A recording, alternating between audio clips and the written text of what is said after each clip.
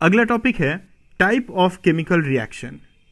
Type of chemical reaction को अगर देखेंगे तो पहला हमारा जो टाइप है वो है कॉम्बिनेशन रिएक्शन। कॉम्बिनेशन रिएक्शन क्या होता है? कॉम्बिनेशन रिएक्शन में बोला जाता है कि reaction in which a single product is formed from two और मोर रिएक्टेंट। देखिए यहां पे ध्यान देने की बात है कि a single product formed from two और more reactants, a single product form from two और मोर रिएक्टेंट्स, ये ध्यान देने की बात है। इस तरह के रिएक्शन को हम क्या कहते हैं? कॉम्बिनेशन रिएक्शन कहते हैं। दो प्रोडक्ट्स, जैसे यहां पे आप एग्जांपल में देख पा रहे हैं, ए और बी दो रिएक्टेंट्स आपस में कंबाइन किए और ए बी एक सिंगल प्रोडक्ट का फॉर्मेशन किए। तो यहां पे रिएक्टेंट्स कितने थे? दो, और प्रोडक्ट कितना बना? एक। तो इस तरह के रिएक्शंस को हम लोग क्या कहते हैं? कॉम्बिनेशन रिएक्शन कहते हैं। जैसे एक्टिविटी 1.4 में आप देख पाएंगे कि कैल्शियम ऑक्साइड को अगर हम H2O के साथ रिएक्ट करवाते हैं तो ये कैल्शियम हाइड्रोक्साइड का फॉर्मेशन हो जाता है। क्या बनता है? कैल्शियम हाइड्रोक्साइड का फॉर्मेशन होता है। ओके, जिसे हम स्लैग्ड लाइम भी कहते हैं। तो क्विक लाइम जब H2O के साथ रिएक्ट करेगा तो वो फॉर्म करेगा स्लैग्ड लाइम एक्वस फॉर्म में, जिसे हम कैल्शियम हाइड्रोक्साइड कहते हैं। ठीक है, इस तरह के रिएक्शंस कॉम्बिनेशन रिएक्शंस होते हैं। अगला देखते हैं। कॉम्बिनेशन रिएक्शन के कुछ और एग्जांपल्स हैं, जैसे C+O2 कोल का बर्निंग। C होता है कार्बन को हम लोग कोल कहते हैं। ठीक है, कार्बन होता है कोल। तो C+O2 अगर रिएक्ट करेगा तो CO2 का फॉर्मेशन करेगा। ठीक है, और आपको चेंज ऑफ स्टेट पे ध्यान देना है। देखिए सॉलिड प्लस गैस मिलकर के गैस का फॉर्मेशन कर रहे हैं। ठीक है, तो C+O2 CO2 burning of coal, ये भी एक तरह का क्या है? आपका कॉम्बिनेशन रिएक्शन है। Plus formation of water from H2 and O2। अगर 2H2 प्लस O2 को हम लोग मिला देते हैं तो 2H2O बनता है। इस रिएक्शन में भी दो रिएक्टेंट्स एक प्रोडक्ट का फॉर्मेशन कर रहा है, तो ये एक तरह का कॉम्बिनेशन रिएक्शन है। और इस रिएक्शन में एक बहुत ही अच्छा चीज है जिसके ऊपर आपको ध्यान देना चाहिए, वो है कि दो गैसियस रिएक्टेंट्स मिलकर के एक लिक्विड प्रोडक्ट का फॉर्मेशन कर रहे हैं। ठीक है, साथ ही साथ आपको यहां पे ध्यान देना होगा, जैसे एक्टिविटी 1.4 में हमने देखा कि क्विक लाइम जब H2O के साथ रिएक्ट करता है तो CaOH whole twice calcium hydroxide का फॉर्मेशन होता है। जैसे ही कैल्शियम हाइड्रोक्साइड बनता है, देखिए यहां पे दिखाया जा रहा है कि इस बीकर को हमने हाथ से टच किया। जब आप हाथ से इस बीकर को टच करते हैं तो यहाँ पे आपको हीट महसूस होगा, है ना? मतलब कि रिएक्शन से हीट बाहर निकल रहा है। तो उस रिस्पेक्ट में, हीट के रिस्पेक्ट में रिएक्शन दो तरह के होते हैं। एक होता है एक्सोथर्मिक रिएक्शन और एक होता है एंडोथर्मिक रिएक्शन।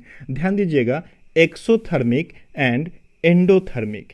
एक्सो का मतलब होता है बाहर निकलना और एंडो का मतलब होता है कंजप्शन, मतलब अंदर की तरफ जाना। तो एक ऐसा रिएक्शन जिस रिएक्शन में हीट इवॉल्व होता हो, उस रिएक्शन को हम लोग क्या कहते हैं? एक्सोथर्मिक रिएक्शन कहते हैं। तो reaction heat is evolved in this chemical reactions. जैसे देखिए रिएक्टेंट एक प्रोडक्ट का फॉर्मेशन कर रहा है और साथ ही साथ वहां पे क्या हो रहा है? हीट निकल रहा है। इस बात का आप ध्यान रखें कि प्रोडक्ट साइड में, मतलब कि एरो के हेड वाले साइड में, प्रोडक्ट वाले साइड में हम लोग हमेशा हीट को दिखाते हैं। प्रोडक्ट वाले साइड में देखो, यहाँ पे मैंने प्लस करके इस चीज को आपको दिखाने की कोशिश की है। ठीक है, तो ये होता है एक्सोथर्मिक रिएक्शन, जहां पे heat as a product formation होता है। इस तरह का एक रिएक्शन है जहां पे burning of natural gas methane, है ना? CH4 मिथेन होता है। मिथेन को अगर बर्न किया जाए तो O2 जो कि एयर के प्रेजेंस से हमको मिल जाता है, तो CH4 प्लस 2O2 अगर हम इसको बर्न करेंगे तो हमें क्या मिलेगा? CO2 प्लस H2O, और साथ ही साथ यहाँ पे हमको हीट मिलेगा। तो ये एक तरह का एक्सोथर्मिक रिएक्शन होता है। और दूसरा जो रिएक्शन है वो है एंडोथर्मिक रिएक्शन।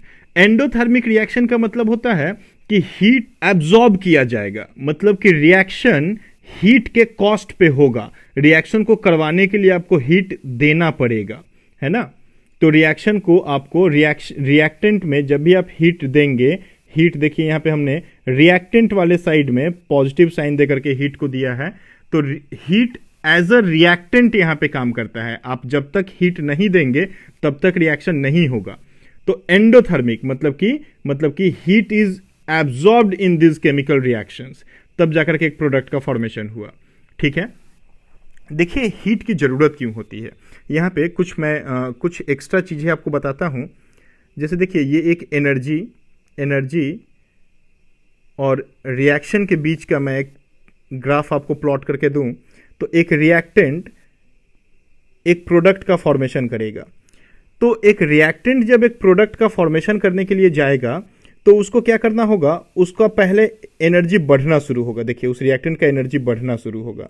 ठीक है, रिएक्टेंट का एनर्जी बढ़ना शुरू होगा, यहां पे वो पहुंच जाएगा जिसको हम लोग बोलते हैं एक्टिवेशन एनर्जी, ईए, है ना। तो उसको एक देखो एक पहाड़ के जैसा एनर्जी को उसको क्रॉस करना पड़ रहा है, और जब वो एक्टिवेशन एनर्जी तक पहुंच जाएगा तब उसका हीट कम होना शुरू होगा और वो किसी एक पॉइंट पे आकर के अपना प्रोडक्ट का फॉर्मेशन करेगा। तो इस एनर्जी बैरियर को क्रॉस करने के लिए कुछ एक रिएक्टेंट्स को हीट की जरूरत पड़ती है। तो वो रिएक्टेंट्स क्या करते हैं, एंडोथर्मिक रिएक्शन शो करते हैं। उनको हमको क्या करना होता है, बाहर से एनर्जी देना पड़ता है ताकि वो क्या करे, इस एनर्जी बैरियर को क्रॉस कर सके और क्रॉस करके अपने प्रोडक्ट का फॉर्मेशन कर सके। क्लियर है मेरी बात। तो एक्सोथर्मिक और एंडोथर्मिक रिएक्शंस को आपने देखा। आपने कॉम्बिनेशन रिएक्शंस को देखा। कॉम्बिनेशन रिएक्शंस क्या होता है, एक ऐसा रिएक्शन जहां पे दो से ज्यादा रिएक्टेंट्स आपस में मिलकर के एक प्रोडक्ट का फॉर्मेशन करते हैं। ठीक है, चलिए अगले टॉपिक की तरफ आते हैं। नेक्स्ट टॉपिक है डीकंपोजिशन रिएक्शन।